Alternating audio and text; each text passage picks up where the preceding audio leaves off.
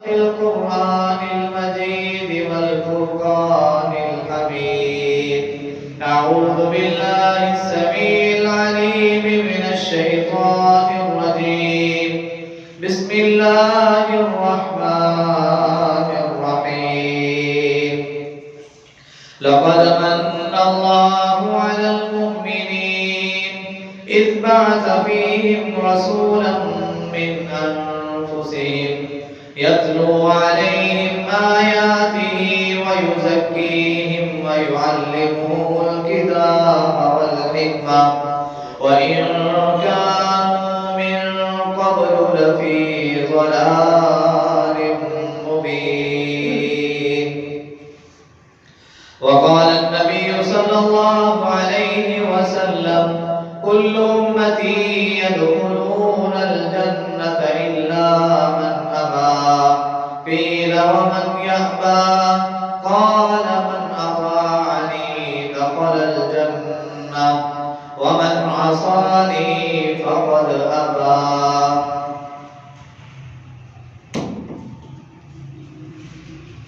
صدق اللہ العظیم. ہر قسم کی حمد و ثنا اور بڑائی کبریائی رفعت و بلندی اس اللہ احکم الحاکمین کی ذات کے لیے. وہ اللہ جو ہم سب کا خالق ہے، مالک ہے، رازق ہے، داتا ہے، نفع نقصان کا مالک ہے، بگڑیاں بنانے والا ہے، موت و حیات کا مالک ہے، علی کل شیء قدیر ہے. بے شمار لا تعداد انگنت درود و سلام سید الاولین والآخرین، امام مصطفیٰ، امام الرسل، خاتم الانبیاء، آقائے دو جہان، کائنات کے سردار نبی جناب محمد رسول اللہ صلی اللہ علیہ وآلہ وسلم کی ذات اقدس کے لیے. صاحبوں اور ساتھیوں، قابل احترام تشریف فرما ماں اور بہنوں، اللہ مالک الانام کا بے حد احسان ہے کہ اس اللہ احکم الحاکمین نے ہم سب کو اپنے گھر آنے کی توفیق عطا فرمائی. دعا ہے کہ اللہ ہم سب پر اسی طرح ہی انعامات کی بارشیں کرتا رہے، ہم سب کو دین سیکھنے اور سکھانے میں مصروف اور مگن رکھے، تاکہ اللہ تعالیٰ کی نظر میں ہم بھی ان بہترین لوگوں میں شامل ہو جائیں جن کے متعلق رسول اللہ صلی اللہ علیہ وسلم نے فرمایا تھا: خیرکم من تعلم القرآن وعلمہ. تم میں سے بہترین شخص وہ ہے کہ جو قرآن کو سیکھتے ہیں، جو قرآن کو سکھاتے ہیں. اللہ ہم سب کو دین کو، قرآن کو، دین اور قرآن کی تعلیمات کو سیکھنے اور سکھانے والوں میں ہمارا شمار فرما دے. حضرات و سامعین، رسول اللہ صلی اللہ علیہ وآلہ وسلم اس کائنات میں آنے والے آخری نبی. اللہ احکم الحاکمین نے اس نبی کو ہمارے لیے آئیڈیل اور نمونہ بنانے کے ساتھ ساتھ ہمارے اوپر بہت بڑا احسان کیا. اور اس نبی پر جس طرح پہلے نبیوں پر رب نے کتابیں اتاری، صحیفے اتارے، اسی طرح آسمان والے رب نے میرے اور آپ کے پیر و مرشد جناب محمد رسول اللہ صلی اللہ علیہ وآلہ وسلم کی ذات پر آسمان والے رب نے وحی کے ذریعے قرآن مجید کا نزول فرمایا. حضرات، یہ قرآن، یہ کتابی شکل ہم سب کی رہبری کے لیے، رہنمائی کے لیے نبی علیہ السلام کے ذریعے امت محمدیہ صلی اللہ علیہ وسلم تک پہنچائی گئی. اور یہ کتاب ایسی ہے کہ جس میں شک کی کوئی گنجائش ہی نہیں ہے. آسمان والے رب نے اسی کتاب کے اندر جس میں شک کی کوئی ردی بھی گنجائش کی موجود نہیں ہے، اسی کتاب کے اندر رب نے یہ اعلان فرمایا کہ ہم نے مومنین پر احسان کیا کہ جب آسمان والے رب نے ان کے اندر ایک رسول کو اتارا، وہ رسول ان پر تلاوت کرتا ہے، ان کا تزکیہ نفس کرتا ہے، ان کو کتاب و حکمت کا درس دیتا ہے. اور یہ اس سے پہلے کھلی گمراہی میں تھے. حضرات، آج غور و فکر کرنا ہے کہ ایک وقت تو وہ تھا جب میرے اور آپ کے پیر و مرشد جناب محمد صلی اللہ علیہ وآلہ وسلم اس کائنات میں ابھی نہیں آئے تھے. تب تو مان لیا جائے کہ دور جہالت ہے، زمانہ جہالت ہے، یا جہالت کا وقت اور ٹائم چل رہا ہے. حضرات، نبی علیہ السلام کا نزول ہو چکا، آقا علیہ السلام کی تبلیغ عام ہو چکی، آقا علیہ السلام کا مشن پوری کائنات میں پھیل چکا. کریا کریا، بستی بستی، نگر نگر، شہر شہر، گاؤں، ہر جگہ آقا علیہ السلام کا پیغام پہنچ چکا. اب یہاں پہ رک کے میں اپنے آپ سے اور آپ اپنے آپ سے سوال کریں کہ ایک وقت وہ تھا کہ جب نبی علیہ السلام اس کائنات میں نہیں آئے تھے، لوگ اپنی بیٹیوں کو زندہ درگور کر دیتے تھے. ماں بہن بیٹی کی تمیز نہیں ہوتی تھی، ان کی عزت کو پار پار کیا جاتا تھا، ان کے حقوقوں کو نچوڑا جاتا تھا، ان ان کے حقوق مارے جاتے تھے، عورتوں کو ان کے حقوق نہیں دیے جاتے تھے کہ ایک کتیا کی طرح، ایک کتے کی طرح اس کی عزت کی جاتی تھی۔ جب نبی علیہ السلام اس کائنات میں آ گئے، ہم نے الحمدللہ کلمہ پڑھا، ہمارے باپ دادا نے کلمہ پڑھا، ہمارے عزیز و اقارب نے کلمہ پڑھا، کلمہ پڑھ کے ہم مسلمان ہو گئے۔ اب غور کرنا ہے کہ نبی علیہ السلام نے نبوت کے 40ویں سال، آقا علیہ السلام نے اپنی عمر کا 40 سال گزار لیے، اس کے بعد نبوت ملی۔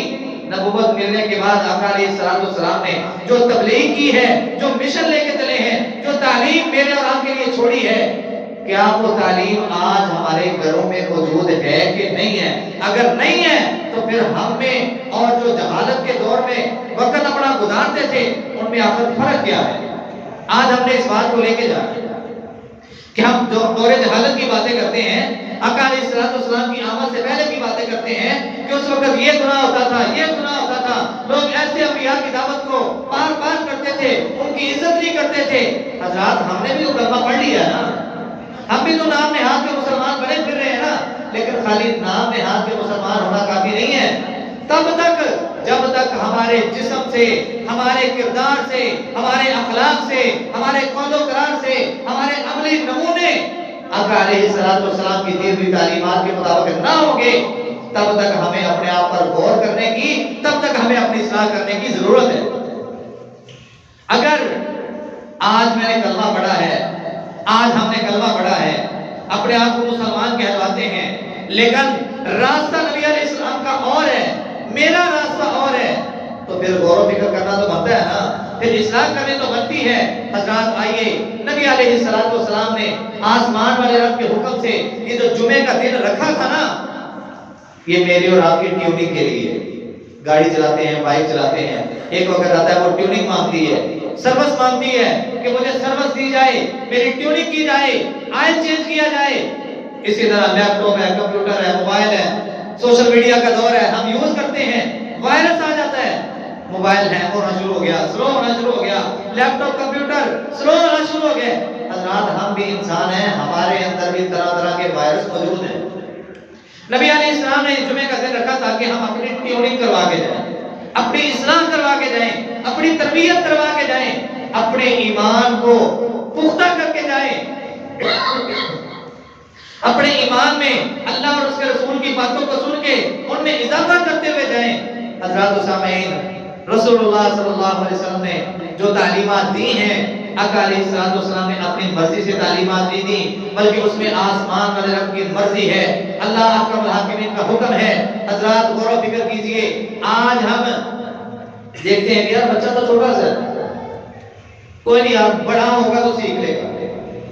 آقا علیہ السلام نے تعلیم دی، اور یہ حدیث سن کے میں اپنے آپ پر، میں اپنی فیملی پر، میں اپنے بچوں پر، آپ اپنی فیملی اور بچوں پر غور کیجئے، اپنے گھر پر غور کیجئے، اپنے دوست احباب کے گھرانوں میں غور کیجئے، جہاں پہ آپ لوگوں کا آنا جانا ہے، جہاں پہ آپ لوگوں کا میل جول ہے، جہاں پہ آپ لوگوں کا لین دین کا معاملہ ہے، جہاں تک ہو سکتا ہے، کیونکہ اب نبی کوئی نہیں آئے گا، اب یہ رسالت کا سلسلہ بند ہو چکا، اب تبلیغ کا مشن ہم سب نے جاری رکھنا ہے، کیونکہ نبی علیہ السلام کے امتی ہونے کے ناطے اب یہ فریضہ ہم سب کا ہے۔ قرآن نے اعلان فرمایا کنتم خیر امۃ اخرجت للناس تأمرون بالمعروف وتنہون عن المنکر۔ اور لوگوں اپنے آپ کو یہ مت سمجھ لینا کہ رب نے تمہیں بیکار پیدا کر دیا، افحسبتم انما خلقناکم عبثا، کیا تم نے یہ سوچ لیا ہے کہ رب نے تمہیں فضول پیدا کر دیا، رب نے تجھے بے مقصد پیدا کر دیا، رب نے تجھے ایویں پیدا کر دیا؟ نہیں، تمہارا دنیا میں آنے کا اگر رب نے تیرے اوپر یہ انعام کیا ہے، محمد رسول اللہ صلی اللہ علیہ وسلم کا اگر تجھے امتی بنایا ہے، تو نبی علیہ السلام کی تعلیمات کو لے کر چلنا ہوگا، سب سے پہلے اپنے جسم پر، اس کے بعد اس کو آگے پھیلانا ہوگا۔ کیوں؟ کنتم خیر امہ، تم بہترین امت کے لوگ ہو، اخرجت للناس، تمہیں تمہارے مال و متاع کو سمیٹنے کے لیے پیدا نہیں کیا گیا، تمہیں بنگلے اور گاڑیاں اور فیکٹریاں اور کاروبار کو چمکانے کے لیے پیدا نہیں کیا گیا۔ قارون کے پاس خزانہ کب تھا؟ کیوں جی فرعون بیکاری تھا، نمرود بیکاری تھا، عتبہ شیبہ، ابو جہل، عبداللہ بن ابی منافق، یہ جتنے بھی میں نے ابھی نام لیے ہیں، یہ سارے وہ لوگ ہیں جو جہنم کا ایندھن بننے والے ہیں۔ یہ میں نہیں کہہ رہا، نبی علیہ السلام نے بتایا۔ کیا ان کے پاس مال و متا نہیں تھا؟ ان کی عزتیں نہیں تھی؟ ان کے پاس تجارت کے انبار نہیں لگے ہوئے تھے؟ خزانے نہیں تھے ان کے پاس؟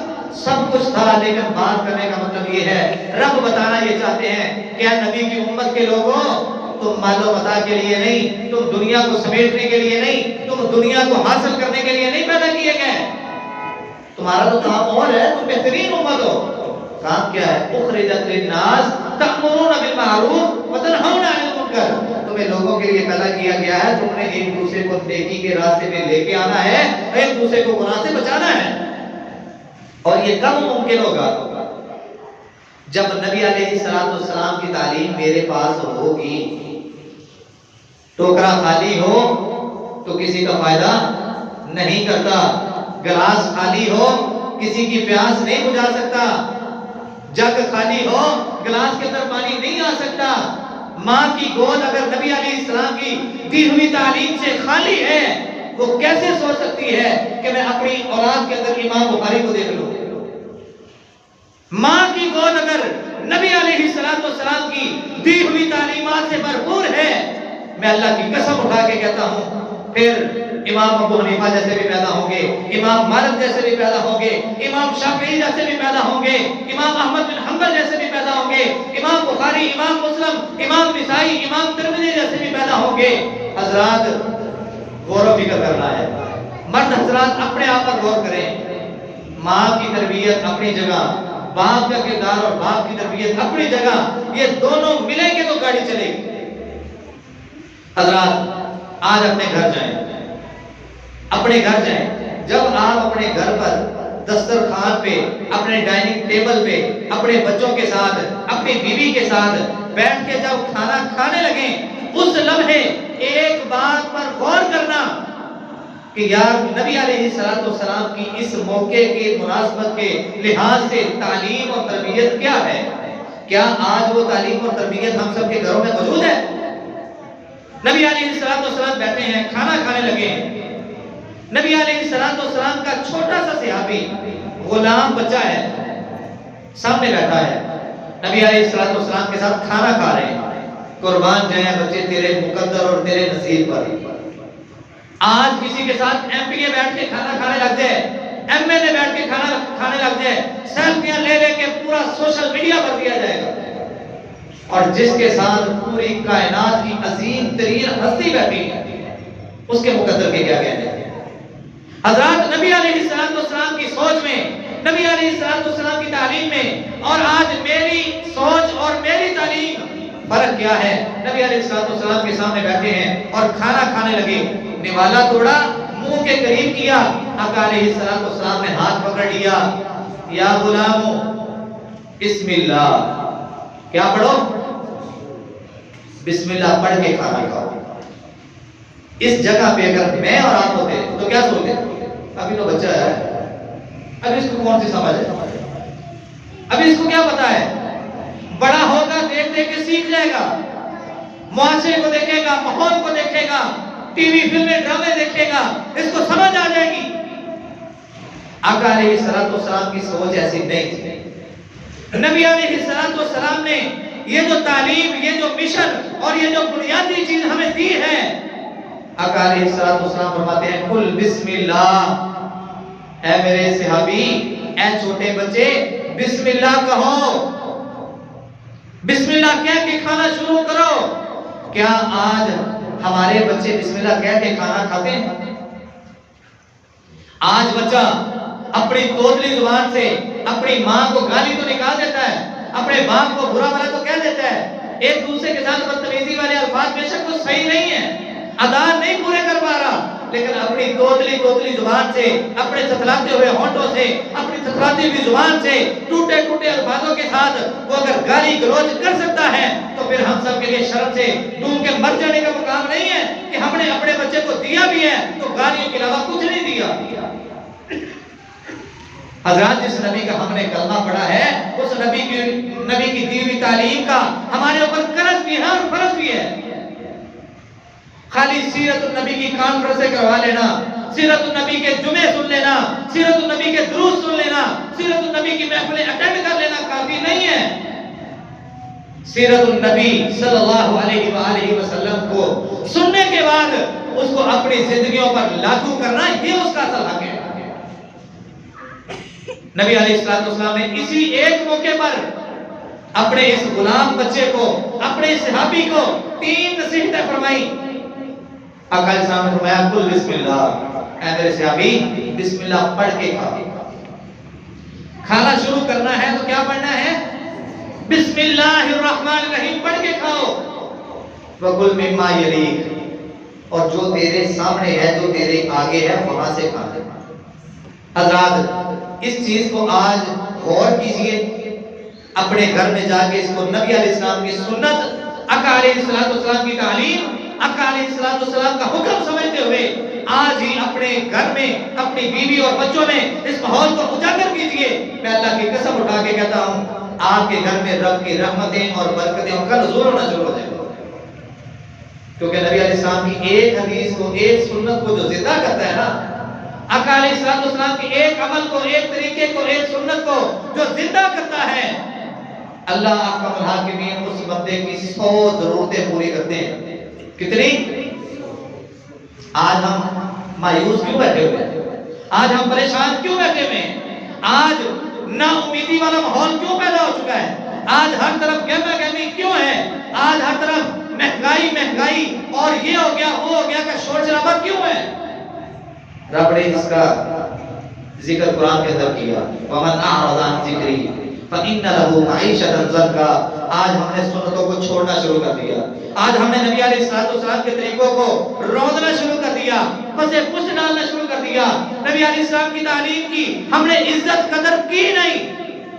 حضرات سامعین، جب ہم قدر نہیں کریں گے تو کیا وہ رب جس نے اپنے اس نبی کو اپنا محبوب بنایا ہے، اور محبوب نبی کی دی ہوئی تعلیم جو سب سے بہترین ہے، جب ہم اس کی قدر نہیں کریں گے تو کیا رب ہماری قدر کرے گا؟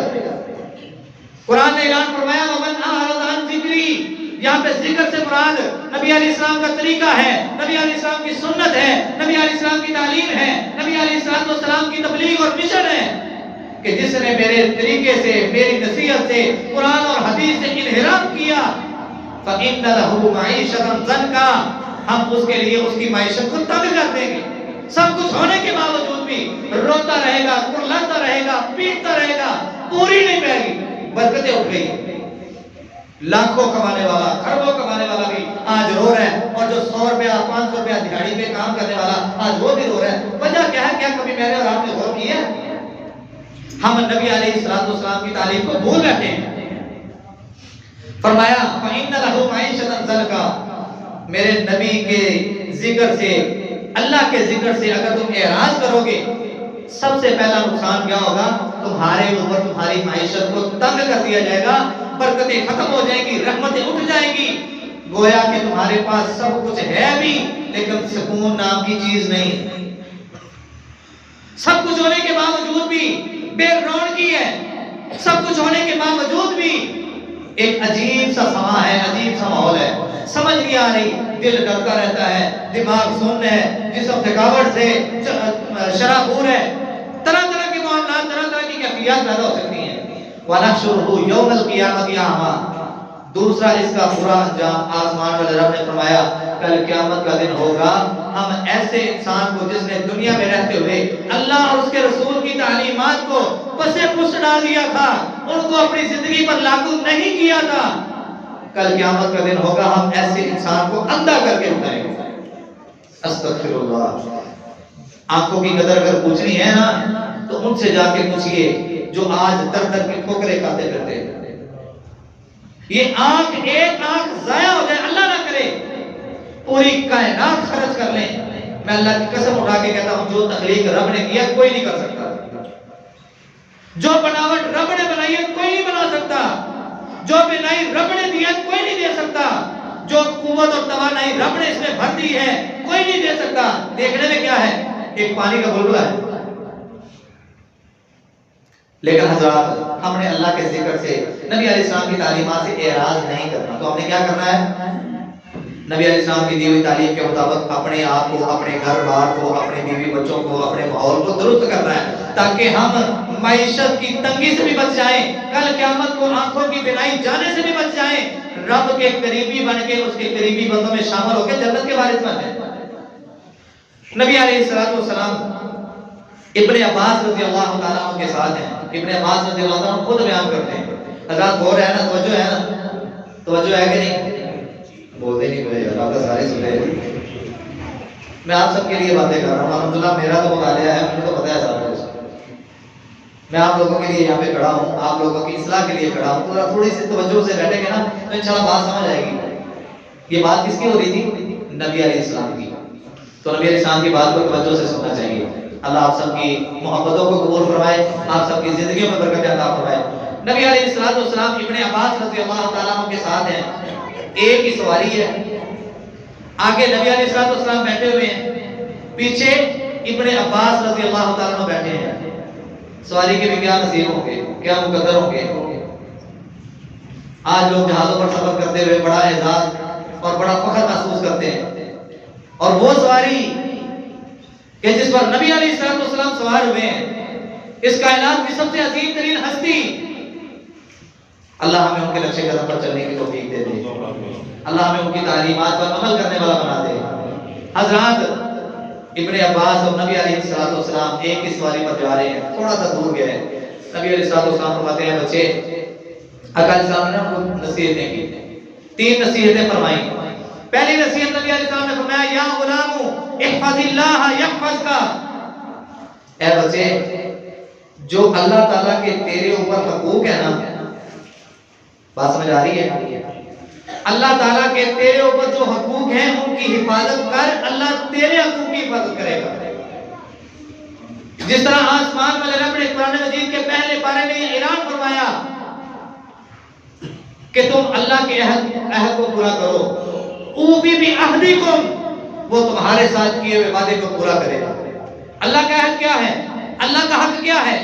اس نے ہمیں پیدا کیا ہے، بے مقصد پیدا نہیں کیے گئے، بیکار پیدا نہیں کیے گئے، ہم اس کی بندگی میں زندگی گزاریں، ہم اس اللہ کے بھیجے ہوئے نبی علیہ السلام کی دی ہوئی تعلیمات کے مطابق اپنی زندگی کو گزاریں۔ حضرات بندگی میں اس سے بڑی عبادت اور کیا ہو سکتی ہے کہ انسان اپنی اس پیشانی کو رب کے سامنے جھکا دے۔ حضرات یہ پیشانی، یہ سر، یہ سجدہ اس رب کی ذات کے لیے لائق ہے، اس کے علاوہ کسی کی ذات کے لیے لائق نہیں ہے۔ نبی علیہ السلام فرماتے ہیں بچے احفظ اللہ یحفظک، اللہ تعالیٰ کے حق کی، اللہ تعالیٰ کے جتنے بھی حقوق ہیں ان کی حفاظت کر، ان کو اپنی ذمہ داری سمجھ، ان کو اپنے اوپر قرض اور فرض سمجھ، تو ان کی حفاظت کر۔ وہ نماز کا معاملہ ہے، وہ حج کا معاملہ ہے، وہ عمرے کا معاملہ ہے، وہ صلہ رحمی کا معاملہ ہے، وہ نیکی کے جتنے بھی کام ہیں، رب نے جو حکم دیا ہے، جو رب نے تیرے اوپر اپنے حق اور حقوق رکھے ہیں، ان حقوق کی پاسداری، ان حقوقوں کی ذمہ داری نبھانا تو شروع کر دے، رب تیرے حقوق اور تیری حفاظت کرنا شروع کر دے گا۔ نبی علیہ السلام نے دوسری تعلیم دی، اگر سوچتے کہ یار یہ بچہ ہے، بڑا ہوگا، صحابہ کرام کی مجلس میں بیٹھے گا، سیکھ لے گا آہستہ آہستہ، کیوں نہیں سوچ سکتے تھے کہ نہیں؟ لیکن نبی علیہ السلام کی سوچ ایسی نہیں ہے جس طرح کی میری اور آپ کی سوچ ہے۔ آج بچہ، چھوٹا سا بچہ ہوتا ہے، اس کو کارٹونوں کے نام آنے شروع ہو جاتے ہیں، لیکن کلمہ سن لیں، کلمہ نہیں آئے گا۔ کیا کبھی ہم نے اپنے بچوں پر غور کیا کہ ہم اپنے بچوں کو کیا دے رہے ہیں؟ کبھی اپنے بچے کے پاس بیٹھ جا کے، اپنے بچے کے پاس بیٹھ، جہاں پہ تو اس سے پوچھتے بیٹا آج کیا کھانا ہے، آج کیا پینا ہے، آج کہاں پہ جائیں، کون سی پارک میں جانا ہے، وہاں پہ اس کے پاس جا کے بیٹھ اور اس کو کہے بیٹے مجھے کلمہ سنا، نہیں آتا اس کو کلمہ یاد کرواؤ، اس کو دعائیں یاد کرواؤ۔ یہ آپ کی ذمہ داری ہے، آپ پر فرض ہے۔ کہیں ایسا نہ ہو کہ آپ اسی طرح غفلت کی چادر لے کے اپنے دن بھر کام کاج میں گزار دیں، رات کو تھکے مارے اور جسم چکرا چور تھکاوٹ سے آگے غفلت کی چادر پھر اوڑھ کے پھر سو گئے، صبح اٹھے پھر اپنے کام پہ، اسی طرح زندگی گزارتے گزارتے کہیں زندگی کی شام نہ ہو جائے، کہیں ایسا نہ ہو کہ یہی بچہ جس کو آج تم نے وقت نہیں دیا تھا دین سکھانے کے لیے، یہی بچہ کل قیامت کو رب کی عدالت میں تجھے کھڑا کرے اور تیرا گریبان پکڑے اور رب سے وہاں پہ یہ کہے اے اللہ مجھے آج انصاف چاہیے.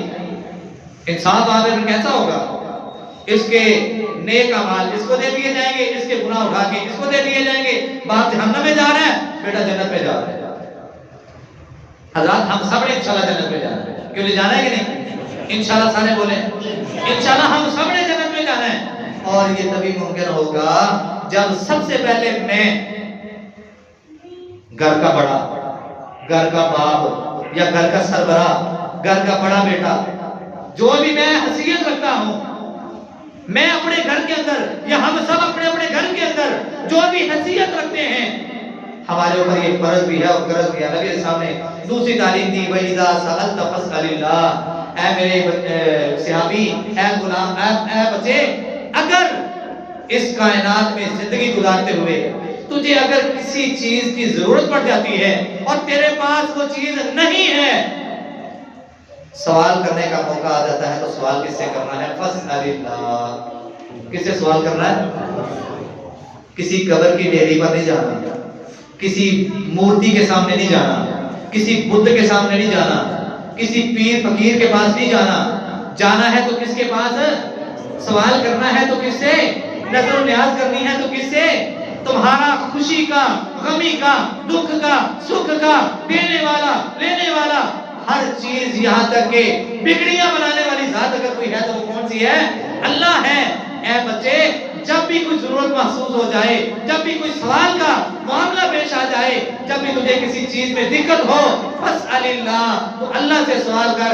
نبی علیہ السلام کی اس حدیث کے اندر تو یہاں تک کہ ذکر کیا گیا کہ اگر تیری جوتی کا تسمہ ٹوٹ گیا نا, اگر تیری جوتی کا تسمہ ٹوٹ گیا ہے اور سوال کرنے کی نوبت آ گئی ہے تو یہ تسمے کا سوال بھی مجھ سے رب سے کرنا ہے. کیوں؟ آسمان والے رب نے فرمایا وَنَحْنُ أَقْرَبُ إِلَيْهِ مِنْ حَبْلِ الْوَرِيدِ, میں تو تیری شارت سے بھی قریب ہوں.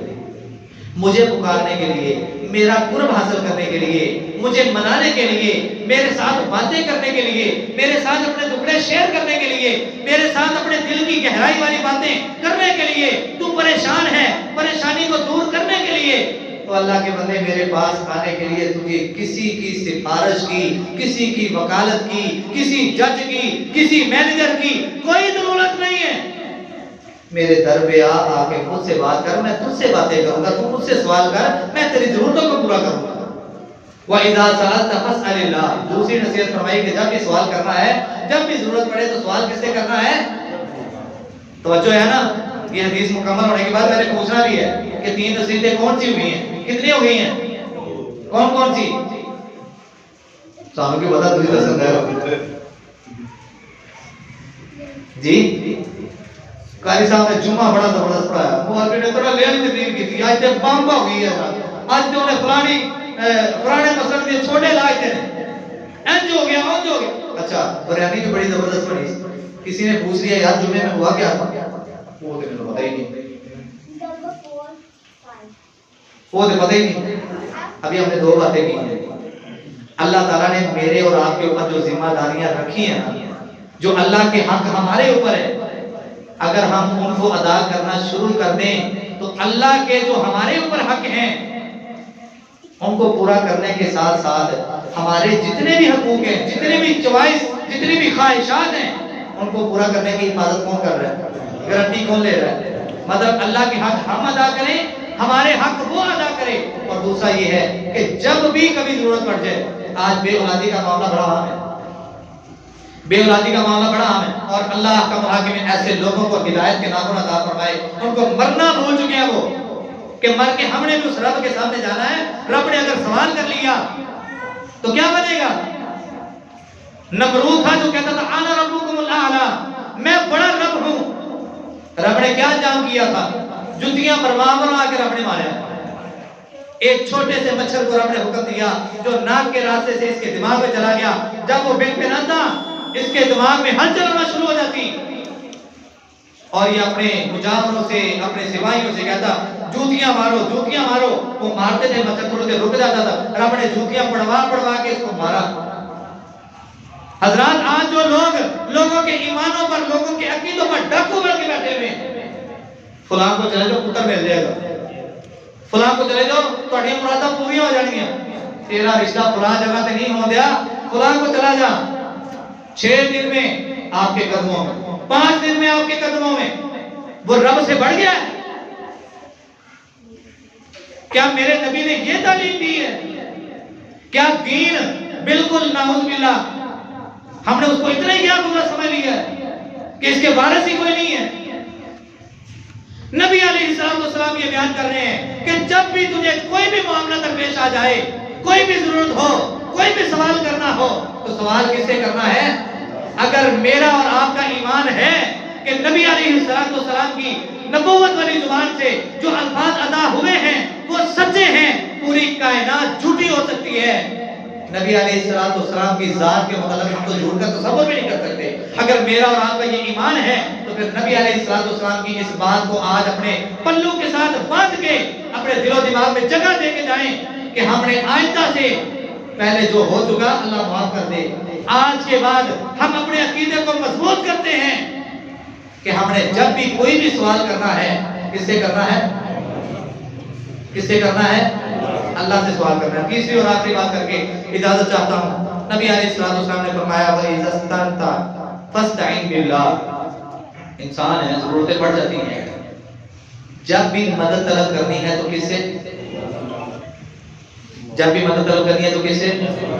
کسی ڈیری پہ نہیں جانا، کسی قبر پہ نہیں جانا، کسی قبر کے مجاور بن کے نہیں بیٹھنا، کسی بت کو جا کے اپنے دل کے حالات نہیں بیان کرنے، مدد طلب کرنی ہے، طریقہ بتا دیا، تعلیم دے دی کہ اے میرے صحابی جب بھی مدد طلب کرنی ہے تو کس سے؟ اللہ تعالیٰ سے مدد کرنی ہے، مدد طلب کرنی ہے۔ اور یہ مت سوچنا کہ جب تو اللہ تعالیٰ کے حقوق کو پورا کرنا شروع کر دے گا، رب تیرے حقوق کو پورا کرنا شروع کر دے گا، جب تو اس رب سے سوال کرے گا رب جواب میں تیری ضرورتوں کو پورا کر دے گا، جب تو رب سے مدد مانگے گا رب تیری مدد کے لیے حاضر ہو جائے گا، پھر تیرے ذہن میں شیطان کہیں یہ بات نہ ڈال دے کہ اب کائنات والے تجھے نقصان پہنچانے لگیں گے، اب تو حق پر چل پڑا ہے، اب تو دین کے راستے پر چل پڑا ہے، اب لوگ کہیں تیرے دشمن نہ ہو جائیں، کہیں تیرے ذہن میں یہ خدشہ پیدا نہ ہو جائے کہ اب لوگ تجھے نقصان پہنچائیں گے۔ نبی علیہ السلام نے اسی حدیث کے آخر میں وضاحت فرما دی، آقا علیہ السلام نے فرمایا اللہم لا مانع لما اعطیت ولا معطی لما منعت، رب جو چاہے تمہیں دینا پوری کائنات مل جائے اس کو روک نہیں سکتی، اور جس چیز کو رب روک دے پوری کائنات میں اس کو تجھے دے نہیں سکتی۔ ہاں جی، آج ہم نے کیا سیکھا ہے؟ اللہ کے حقوق ادا کرنے، اس کے بعد سوال کرنا ہے تو کس سے؟ مدد طلب کرنی ہے تو کس سے؟ آپ کی حفاظت کرنے والا کون ہے؟ نفع نقصان کا مالک کون ہے؟ دینے اور لینے والا کون ہے؟ بگڑیاں بنانے والا کون ہے؟ اللہ کی رضا کے لیے، اللہ کی رضا کے لیے نبی علیہ السلام کی دی ہوئی یہ جو تعلیم ہے نا، آج ہی اس کو اپنے گھر جا کے، اور اس سے پہلے ہم نے ایک بات کی تھی کہ ہم نے جب اپنے ڈائننگ ٹیبل پہ بیٹھنا ہے، دسترخوان پہ بیٹھنا ہے، کھانا کھانے کے لیے بیٹھنا ہے، اس میں ہم نے غور و فکر کرنا ہے کہ کیا میں، میری بیوی، میرے بچے بسم اللہ پڑھ کے کھانا شروع کر رہے ہیں کہ نہیں؟ نبی علیہ السلام نے فرمایا جب بندہ بسم اللہ نہیں پڑھتا نقصان کیا ہے؟ اس کے ساتھ شیطان بیٹھا ہے، یہ وہ شیطان جس نے قسم کھائی تھی رب کی عزت کی کہ میں اس کو بہکاؤں گا، اکساؤں گا، اکیلا جہنم میں نہیں جاؤں گا بلکہ اپنے ساتھ کئیوں کو جہنم میں لے کے جاؤں گا، کہ اس کے ساتھ بیٹھ کے کھانا کھا رہا ہے، اس کے ساتھ بیٹھ کے برگر کھا رہا ہے، اس کے ساتھ بیٹھ کے شورما کھا رہا ہے، اس کے ساتھ بیٹھ کے کولڈ ڈرنک پی رہا ہے، سارا کچھ جو کھا رہا ہے بغیر بسم اللہ کے، بسم اللہ نہیں پڑھی جو کچھ بھی کھا پی رہا ہے، شیطان اس کے کھانے میں بھی کھا رہا ہے، اس کے پینے سے بھی پی رہا ہے۔ اور جو بندہ بسم اللہ پڑھ لیتا ہے فائدہ کیا ہوتا ہے؟ اس کھانے میں اللہ کی برکت شامل ہو جاتی ہے، اللہ کی رحمت شامل ہو جاتی ہے، اور سب سے بڑی بات کہ نبی علیہ السلام کی سنت زندہ ہو جاتی ہے۔ اور سنت زندہ کرنے کا بھی ہم نے تھوڑی دیر پہلے ذکر سنا ہے کہ جو بندہ ایک سنت کو زندہ کرتا ہے، نبی علیہ السلام نے فرمایا اللہ اس کی 100 ضرورتوں کو پورا کرتا ہے، اور جس بندے کی 100 ضرورتیں رب پوری کر دے، کیا وہ ضرورت مند رہتا ہے؟ وہ مستحق رہتا ہے؟ وہ فقیر رہتا ہے؟ اللہ حکم حاکمین سب کو عمل کی توفیق عطا فرمائے۔ آخر دعوانا الحمدللہ رب العالمین۔